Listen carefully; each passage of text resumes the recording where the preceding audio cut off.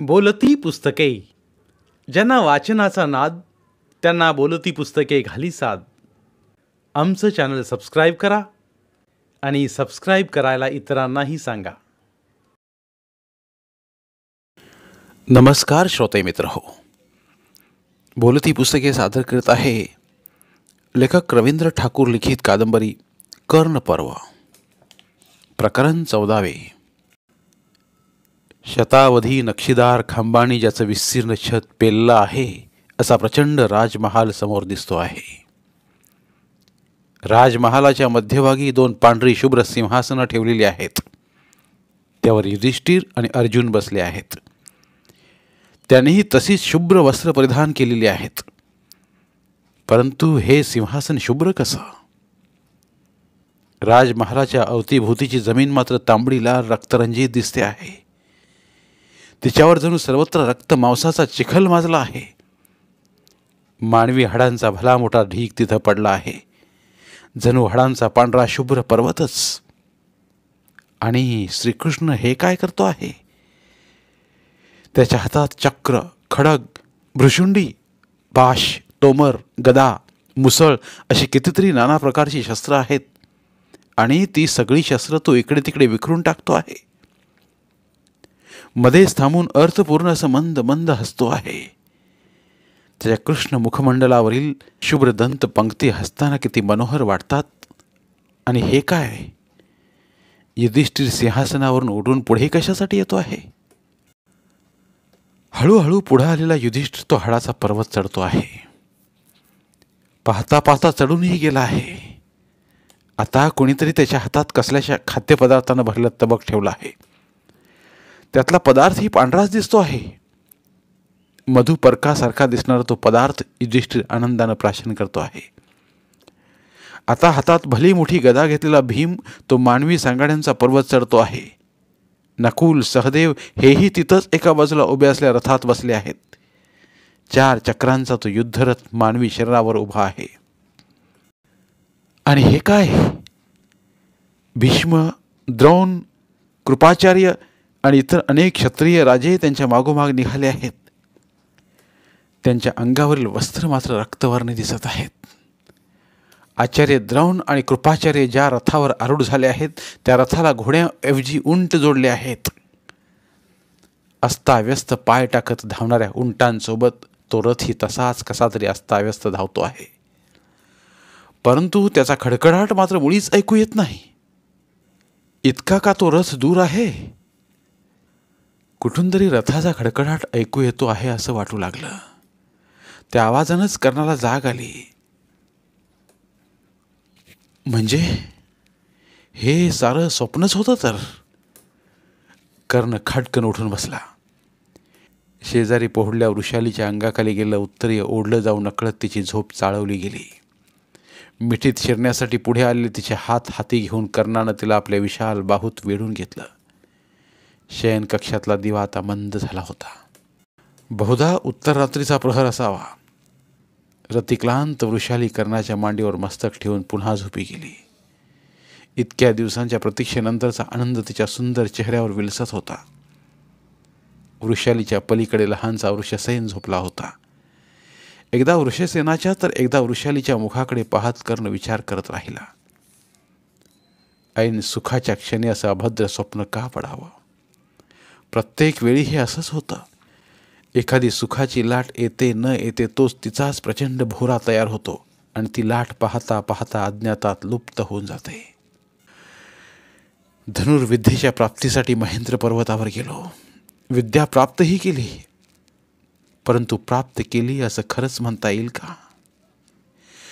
तुझ्यासारखा धनुर्धर आर्यावर्तात होणार नाही, आचार्य परशुराम म्हणाले होते.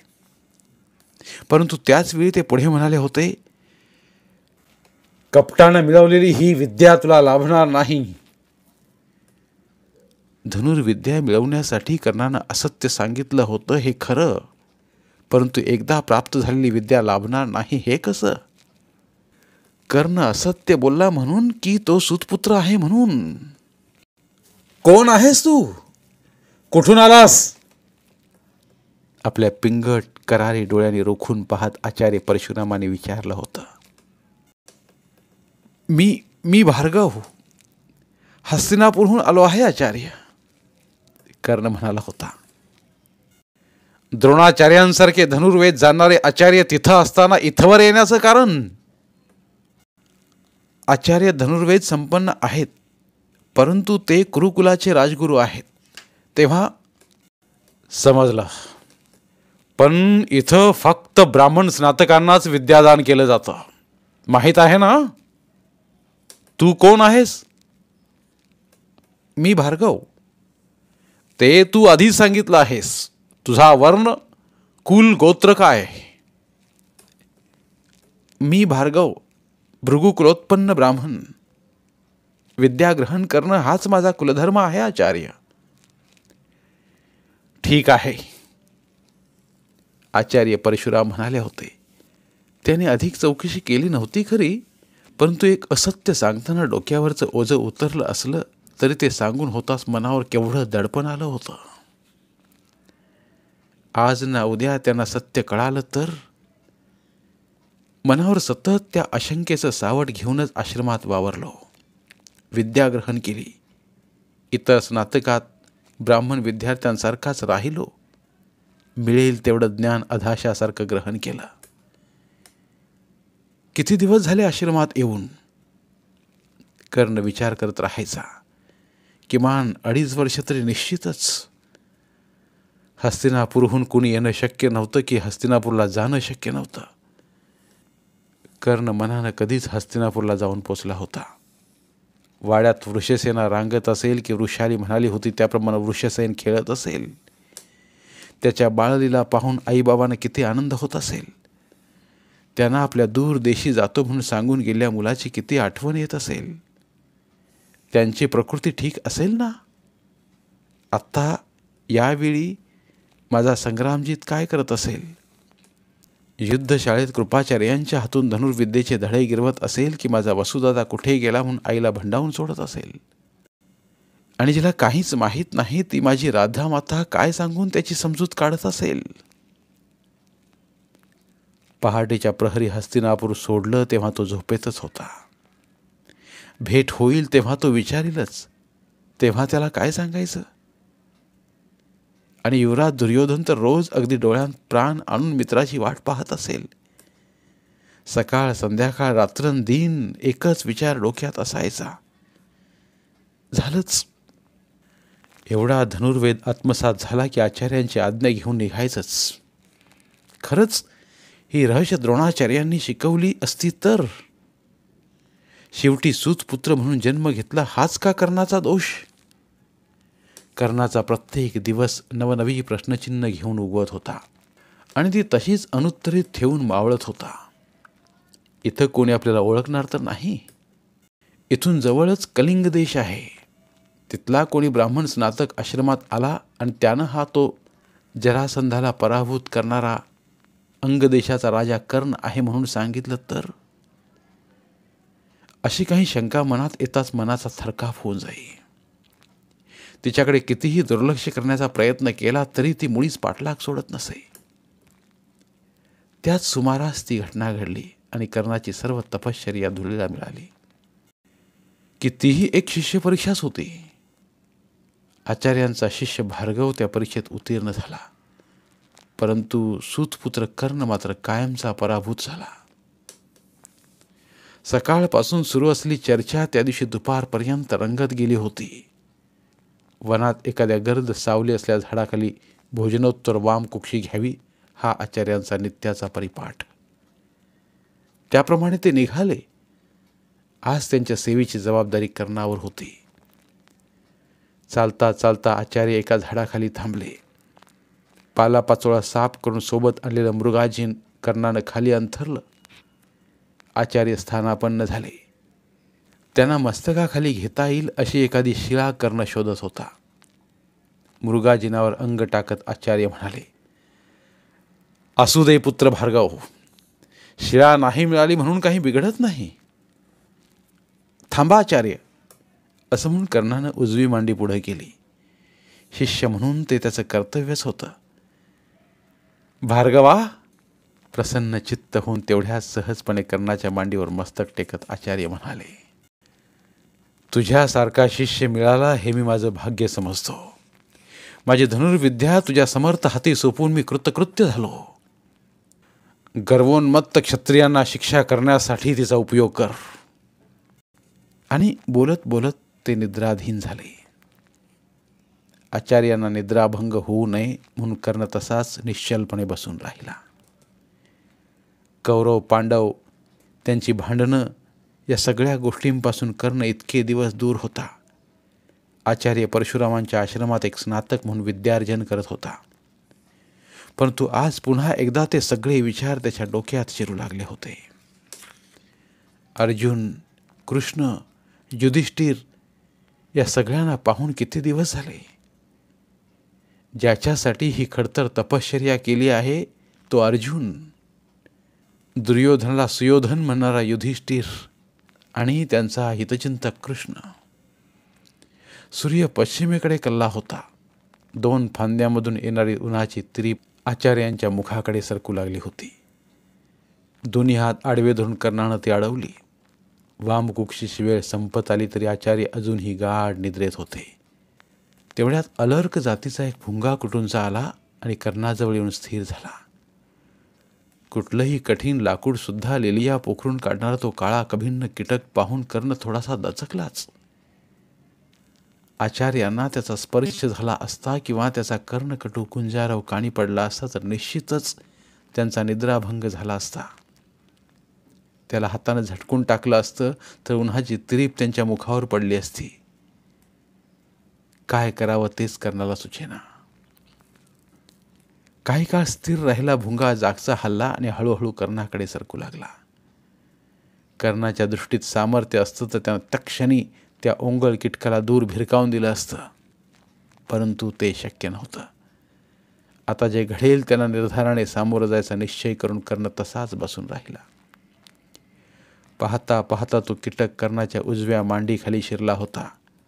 कडकडून चावा घेतला जाताच कर्णाच्या तनमनात वेदनेची तीव्र जाणीव पसरली. परंतु त्यानं कुठलीही हालचाल केली नाही. शरीरभर पसरलेली वेदना ओठांखाली चिरडत कर्ण तसा शेळेसारखा स्थिर होता. परंतु तो कीटक आता मांडी पोखरत होता. थोड्याच वेळात मांडी खालून निघाला रक्ताचा ओहळ आचार्यांच्या खांद्याजवळ पोचला आणि त्या ऊन रक्त स्पर्शानं त्यांना खाडकन जाग आली. तत्क्षणी ते उठून उभे राहिले. लज्जित झालेला कर्णही हरवलेलं धैर्य एकवटत उभा राहिला.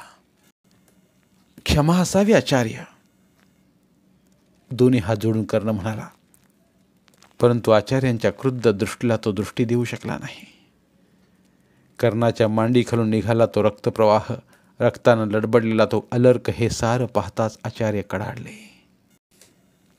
एवढी तितिक्षा, एवढा संयम, एवढी असामान्य सहनशीलता,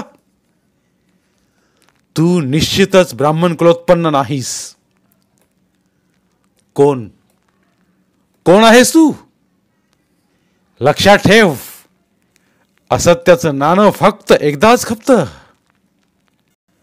धाडकन आचार्यांच्या पायावर पडून कर्ण म्हणाला, क्षमा असावी आचार्य, मी कर्ण, हस्तिनापूरचे सुतप्रमुख अधिरथ यांचा पुत्र अंगराज कर्ण. एकदा खालील झुकलेली दृष्टी वर उचलण्याचं धैर्य कर्णाला झालं नाही. प्रत्यक्ष चोरी करताना सापडल्या अपराध्यासारखं त्याला झालं होतं. धनुर्विद्येसाठी असत्य बोललास तर, आणि तेही माझा निश्चय माहीत असून. क्षमा असावी आचार्य, पण आपले शिष्यवर पितामह भीष्म क्षत्रियच होते ना.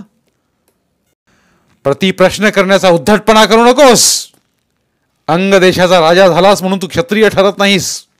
जा, चालता हो. आणि एक लक्षात ठेव, नाही म्हटलं तरी तू माझ्याकडून धनुर्वेद ग्रहण केला आहेस. तुझ्यासारखा धनुर्धर आर्यावर्तात होणार नाही, परंतु कपटानं मिळवलेली ही विद्या तुला लाभणार नाही. एवढं बोलून आचार्य परशुराम गरकन वळले आणि पर्णकुटीकडे निघून गेले. कर्ण अजूनही तसाच काष्ठवत उभा होता. कोणा अदृश्य शक्तीनं त्याच्या शरीरातील चेतनाच जणू शोषून घेतली होती. आश्रमात जाऊन इतर सहपाठी स्नातकांचा निरोप घेण्याइतकी इच्छाही आता उरली नव्हती. तशाच जड पावलांनी महेंद्र पर्वत उतरून कर्ण पायथ्याशी आला. आपल्या कांबोज देशीय प्रिय अश्वावर स्वार होऊन तो महेंद्र पर्वतावर आला होता. स्वपराक्रमाच्या बळावर राजाही झालो, परंतु क्षत्रिय होऊ शकलो नाही. एकीकडे पौरुष हेच क्षत्रियत्वाचं लक्षण आहे असं सांगायचं आणि दुसरीकडे क्षत्रियत्व आणि ब्राह्मण्य जन्मजात गुणावर अवलंबून आहे असंही सांगायचं. हे गूढ आहे तरी काय आचार्य? त्यात गूढ काहीच नाही. ब्राह्मणांतील काही स्वार्थी लोकांनी रचलेलं ते एक स्वार्थी कारस्थान आहे आणि या सर्व अनर्थाचं मूळ आत्मविचारात आहे. आत्मा अविनाशी अमर्त्य आहे. या मताच्या पुष्टीसाठी वैदिकांनी कर्मविपाकाचा सिद्धांत मांडला आणि माणसाचा वर्ण अर्जित गुणावरून न ठरता तो जन्मजात गुणावरून ठरतो असा दिशाभूल करणारा मतप्रवाह त्यांनी प्रसृत केला. कर्मविपाक, यज्ञयाग, मूर्तिपूजा, पुनर्जन्म, पापपुण्य, स्वर्ग नरक अशा अनेक भ्रामक कल्पना त्यांनीच निर्माण केल्या आणि समाजाच्या माथी मारल्या. या जन्मी गुणकर्माधिष्ठित वर्णाश्रम व्यवस्थेविरुद्ध आचरण केलं तर त्याची फळं पुढील जन्मी भोगावी लागणार आहेत, ही भीती आत्मविचाराशीच निगडीत आहे. इतर त्रैवर्णीयांच्या मनात ती भीती निर्माण करून त्याने आपल्या स्वार्थाचं कारस्थान रचलं आहे. गेली कित्येक वर्षे या दांभिक तत्वज्ञानाविरुद्ध आम्ही भांडत आहोत. आत्मविचारांशी म्हणजे? कर्णाला आचार्यांच्या बोलण्याचा नीट उलगडा झाला नाही. अधिक जिज्ञासा वाटून तो पुढे म्हणाला, आपला हा विचार अधिक स्पष्ट करा आचार्य. आचार्य म्हणाले, शरीरातील प्राणतत्वाला ते आत्मा म्हणतात. ते असं सांगतात की माणूस मरतो म्हणजे काय होतं तर त्याचं शरीर मरतं. त्या शरीरातील आत्मा मात्र अमर्त्य अविनाशी असतो. आपण ज्याप्रमाणे जीर्ण वस्त्र टाकून देऊन नवी वस्त्र धारण करतो ना, त्याप्रमाणे आत्माही जीर्ण झालेलं जुनं शरीर टाकून देऊन नवं शरीर धारण करतो आणि या जन्मातीत कृतकर्मांची फळं पुढील जन्मी भोगतो. आत्मा अमर्त्य अविनाशी असेल, तो पुनर्जन्म घेत असेल तर पापाची भीती आलीच आणि अशा या जन्मसिद्ध वर्णाश्रम व्यवस्थेविरुद्ध वर्तन करणं हेच पाप ठरवण्यात आलं असेल तर ते धाडस कोण करील? या जन्मी केलेल्या पापांची फळं पुढच्या जन्मी भोगावी लागू नयेत या भीतीपोटीच माणूस कर्मविपाकाच्या भ्रामक सिद्धांताला बळी पडला आहे. मुळात आत्मा किंवा ज्याला आत्मतत्व म्हणावं असं काही अस्तित्वातच नाही. मानवी देहात आत्मा असतो आणि तो पुनर्जन्म घेतो हे आजवर कोणीही सिद्ध करू शकलेलं नाही. हे राजन, जन्माच्या आधी किंवा मृत्यूच्या नंतर काहीच नाही. जे आहे ते सगळं इथंच आहे. परंतु आत्मानात्म विचारांचा व्यर्थ काथ्याकूट करणाऱ्या लोकांनीच माणसाच्या सुखात विष कालवलं आहे. दुधात लवणाचा खडा टाकावा त्याप्रमाणे पारलौकिकाच्या भीतीनं त्याचा इहलोक नासवून टाकला आहे. एका अर्थानं त्याला निष्क्रिय दैववादी बनवून टाकला आहे. म्हणजे आत्मा किंवा ज्याला आत्मतत्व म्हणावं असं काहीच का अस्तित्वात नाही? कर्ण म्हणाला, मुळीच नाही. ठामपणे आचार्य म्हणाले, ज्याला ते आत्मा म्हणतात तेच प्राणतत्व होय. ज्याला शरीरावेगळं स्वतंत्र असं अस्तित्व असू शकत नाही. ते शरीरासोबत जन्म घेतं आणि शरीरासोबतच लयाला जातं. पृथ्वी, जल, वायू आणि तेज या 4 तत्वांच्या एकत्रीकरणातून चैतन्यमय प्राणतत्व जन्म घेतं आणि त्या 4ही तत्वाचं विघटन होताच ज्योत विझावी त्याप्रमाणे विझून जातं. विझलेली ज्योत परत येत नाही, त्याप्रमाणे एकदा विझलेलं प्राणतत्व परत येत नाही. म्हणूनच पुनर्जन्म नाही की कर्मविपाकही नाही. इहलोक क्षणभंगूर आहे. दृश्य जग हा मायावी आभास आहे असं इतरांना सांगून सर्व जनलोकांचे भोग ते स्वतःच लाटत आहेत. आपण इतरांची फसवणूक करीत आहोत हे त्यांना पुरतं माहीत आहे. त्रयो वेदस्य कर्तारो भंड, धूर्त, निशाचर, लबाड, धूर्त आणि चोर या 3 प्रकारच्या लोकांनी माणसात भेद निर्माण करणाऱ्या वेदांचं आंधळं गारुड रचून ठेवलं आहे आणि शस्त्रबळ आणि संख्याबळाच्या जोरावर समाजाच्या माथी मारला आहे. गेली कित्येक वर्षे आम्ही वैदिकांशी भांडत आहोत. संख्याबळाच्या जोरावर आज त्यांची सरशी झाल्यासारखी दिसत असली तरी सत्य आमच्या बाजूला आहे. प्राणाचं मोल देऊन ते जपण्याचा प्रयत्न आम्ही केला आहे. महामना लोकगुरू बृहस्पती हे लोकायत तत्त्वज्ञानाचे पहिले उद्गाते आहेत. त्यांनीच हे तत्त्वज्ञान आचार्य चार्वाक यांना सांगितलं. लोकगुरू बृहस्पतींच्या नंतर लोकायत मताचा ठाम पुरस्कार करणारे चार्वाक मुनी यांची हत्या झाली. त्यांचे ग्रंथ जाळण्यात आले. लोकगुरू बृहस्पती यांचाही असाच छळ झाला होता, परंतु म्हणून त्यांचा विचार लोप पावला नाही. तो जागृत ठेवण्याचा प्रयत्न आम्ही करीत आहोत. आत्मानात्म विचार, देवदेववाद आणि कर्मविपाकावर आधारित वर्णाश्रम धर्माच्या भ्रामक कल्पनांना बळी न पडता आपलं लौकिक जीवन कसं सुखी आणि संपन्न करता येईल हाच विचार माणसानं केला पाहिजे. मानवी सामर्थ्य आणि प्रयत्न हाच सुखी आणि संपन्न जीवनाचा मूलाधार आहे. साधी गोष्ट घे, मद्य मांस भक्षण करण्यासाठी ते यज्ञात पशूंचे बळी देतात आणि वरून बळी दिलेल्या पशूंना स्वर्गवास मिळतो असं सांगतात. बळी दिलेल्या पशूंना स्वर्गवास मिळतो तर हे स्वतःच का बळी जात नाहीत? एखादा माणूस मृत झाल्यानंतर त्याच्या शरीरातून बाहेर पडला आत्मा मृत होत नसेल तर आपल्या प्रियजनांचा आक्रोश ऐकून तो पुन्हा आपल्या त्या शरीरात प्रवेश का करत नाही? आत्मा अविनाशी अमर्त्य असेल तर प्रियजनांचा आक्रोश त्याला ऐकू यायलाच हवा, परंतु तसं घडत नाही. कारण आत्मा किंवा आत्मतत्व हेच मुळात अस्तित्वातच नाही.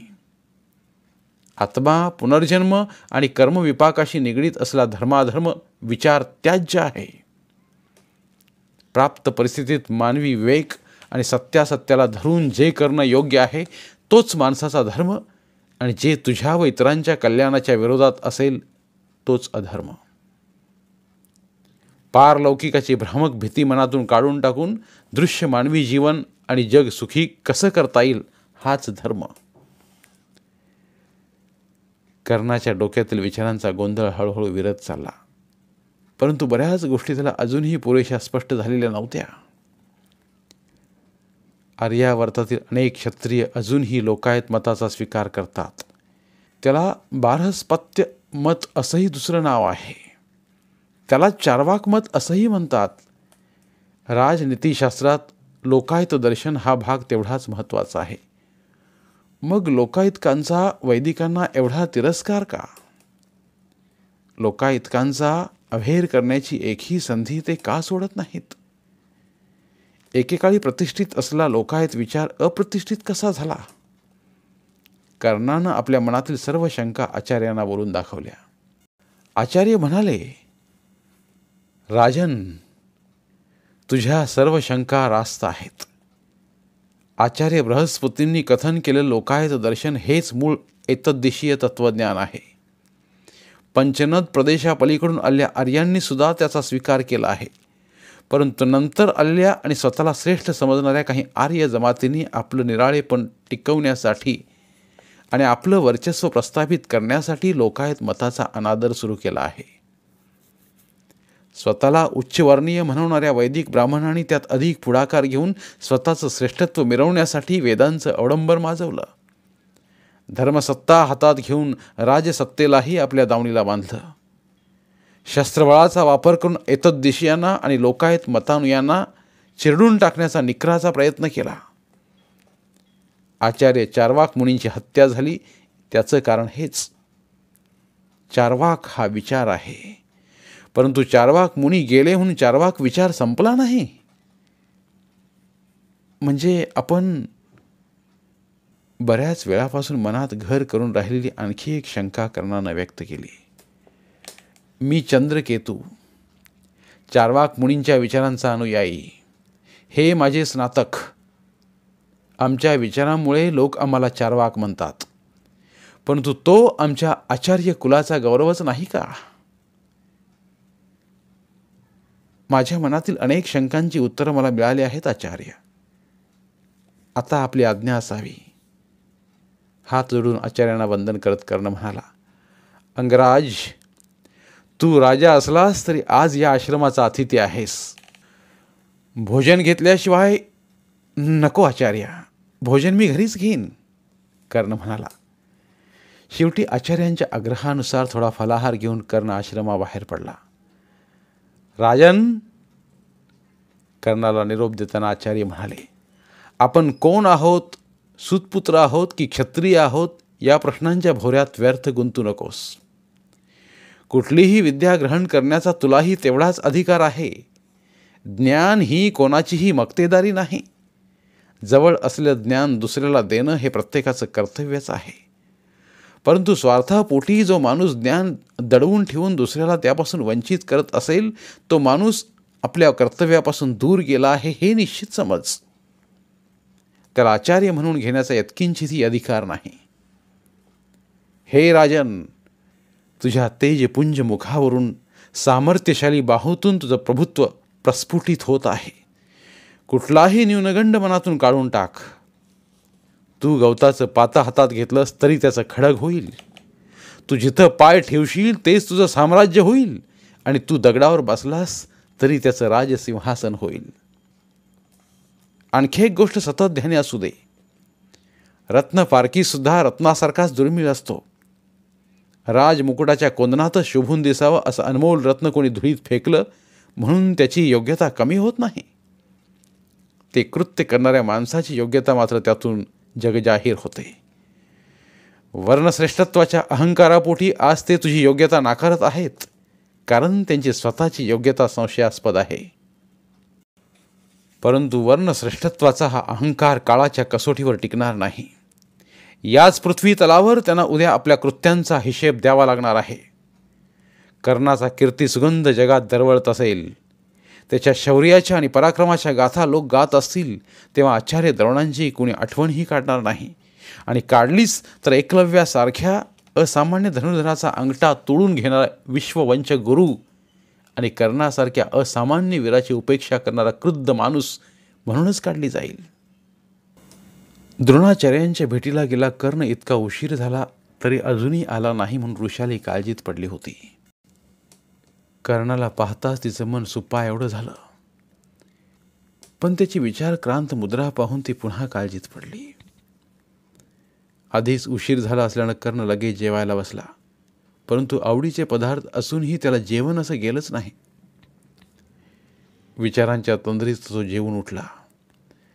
आचार्य चंद्रकेतू यांच्याशी झालेल्या चर्चेतून त्याला बऱ्याच प्रश्नांची उत्तरं मिळाली होती खरी, परंतु पुढं नेमकं काय करावं हेच कळेनासं झालं होतं.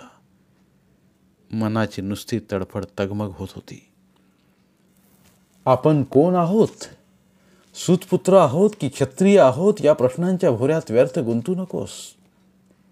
कुठलीही विद्या ग्रहण करण्याचा तुलाही तेवढाच अधिकार आहे. ज्ञान ही कोणाचीही मक्तेदारी नाही. आचार्य म्हणाले होते, ज्ञान ही कोणाचीही मक्तेदारी नाही हे खरं, पण ब्राह्मण त्याची मक्तेदारी घेऊन बसले आहेत त्याचं काय? कर्तव्य विसरून ते स्वार्थापोटी ज्ञान दडवून ठेवत आहेत, इतरांना त्यापासून वंचित करीत आहेत. ते काही असो, कुठल्याही सबबीवर ते हस्तंगत केलंच पाहिजे. आचार्य द्रोण ते द्यायला तयार नसतील तर महेंद्र पर्वतावर आचार्य परशुराम यांच्याकडे गेलं पाहिजे. सुतो वा सुतपुत्रो वा यो वा को वा भाव्याम्यहम दैवायतम कुले जन्म मदायतम तू पौरुषम. मी सूत असेन वा सूतपुत्र असेन, जो कोण असेन तो असेन. कुणी कुठल्या कुळात जन्म घ्यावा हे कदाचित दैवाधीन असेलही, पण स्वपराक्रमानं पौरुष सिद्ध करणं हे सर्वस्वी माझ्याच अधीन आहे. ते मी सिद्ध करीन आणि आचार्य द्रोणांसारख्या अहंकारी लोकांचा अभिमान धुळीला मिळवीन. मित्र दुर्योधनाच्या ऋणातून मुक्त होईन. कर्णाचं मन एका निर्णयावर स्थिर झालं होतं. तत्क्षणी तो उठून बसला. कोपऱ्यात जळणारा दिवा काहीसा मंद झाला होता. बहुधा मध्यरात्र कधीच उलटून गेली असावी. शेजारी पहुडलेली वृषाली सारखी या कुशीवरून त्या कुशीवर वळत होती. बहुधा तिला बरं वाटत नसावं. ती जागीच असावी या अदमासानं तिच्याकडे पाहत कर्ण म्हणाला, वृषाली, मी महेंद्र पर्वतावर आचार्य परशुरामांकडे जायचं ठरवलं आहे. तुझी संमती आहे ना? परंतु महाराजा, ते तर म्हणे फक्त ब्राह्मण स्नातकांनाच विद्यादान करतात. परंतु आज तो अश्व त्याच्याजवळ नव्हता. पर्वताजवळ येण्यापूर्वीच त्याला तो अश्व वाटेत सोडून द्यावा लागला होता. परंतु आता एखादा अश्व हस्तगत केल्याशिवाय हस्तिनापूरला पोचणं कठीणच होतं. तेव्हा जवळच असल्या कलिंग देशाला जाण्याखेरीज कर्णाजवळ दुसरा मार्ग उरला नव्हता. युवराज श्रुतायू आणि महाराजा चित्रांगद यांनी अंगराज कर्णाचं मनपूर्वक स्वागत केलं. कर्णानं सारथी प्रमुख अश्वसेन यांचीही भेट घेतली. त्याने दिलेला एक उमदा अश्व घेऊन तो तसाच अंगदेशाला गेला आणि तिथून थेट हस्तिनापूरला आला. हस्तिनापूर सोडताना सोबत होत्या त्या खूप आशा आणि आकांक्षा. परंतु परतताना पाठीशी होतं ते मनोभंगाचं कधीही न विसरता येणारं दुःख. 4 दिवसांचा प्रवास करून तो आज हस्तिनापूरला पोचला होता. अश्व इतक्या वेगानं धावत होता तरी हस्तिनापुरात पोचायला त्याला सायंकाळ झाली. आईबाबांचं दर्शन घेऊन कर्णानं बंधू संग्रामजीत त्याला उराशी कवटाळलं. वाढत्या वयाचा संग्रामजीत आता बराच मोठा दिसू लागला होता. लहानग्या वृषसेनाला मांडीवर घेऊन कर्णानं त्याचे पटापट मुखे घेतले. ते सारं पाहताना वृषालीच्या डोळ्यात आनंदाश्रू उभे राहिले. सर्वांच्या भेटी घेऊन कर्ण राजमहालात गेला. युवराज दुर्योधन अंगराजाची वाटच पाहत होता. मित्राला कडकडून मिठी मारताना कर्ण म्हणाला, युवराज, तुझ्या इच्छेप्रमाणे आचार्य परशुरामांकडून मी धनुर्वेद शिकून आलो आहे. आता तुला अर्जुनाची भीती बाळगायचं काही कारण नाही. आता इकडं काय घडलं ते सांग. युवराज दुर्योधनाचं बळ आता कितीतरी पटीने वाढलं होतं. त्याचा मित्र कर्ण धनुर्वेदाचं ज्ञान मिळवून आला होता. आनंदाच्या भरात त्यानं कोणकोणत्या घडामोडी घडल्या ते सारं सांगितलं. दुश्शलेचा विवाह त्यानं सिंधू नरेश वृद्ध क्षत्रियांचा मुलगा जयद्रथ याच्याशी घडवून आणला होता. राजपूर नगरीत जयद्रथाला पाहिल्यापासून तो विचार त्याच्या मनात घर करून राहिला होता. आपल्या त्या विचारात त्यानं महाराजालाही सहभागी करून घेतलं होतं. त्यानंतर दुर्योधनाच्या आणखी काही भावांचे विवाह पार पडले होते. दुःशासनाची पत्नी कैकेयी राजकन्या पुरुषणी, विकर्णाची पत्नी बाल्लिक राजकन्या वसुंधरा, चित्रसेनाची पत्नी मालव राजकन्या अदिती, युत्सुची पत्नी उग्रकन्या सविता अशा अनेक देशाहून आलेल्या अनेक नव्या सुनांनी आणि त्यांच्या मुलाबाळने कौरवांचा राजमहाल गजबजून गेला होता. पुत्र लक्ष्मण आणि कन्या लक्ष्मणा या 2 अपत्यांसह दुर्योधनाचा संसार वृक्ष बहरला होता. तर दुःशासनाला हे द्रौशासनी हे पुत्ररत्न प्राप्त झालं होतं. इंद्रप्रस्थ नगरीत घडल्या हालचालीही त्यानं कथन केल्या. त्या सांगताना मात्र तो काहीसा अस्वस्थच होता.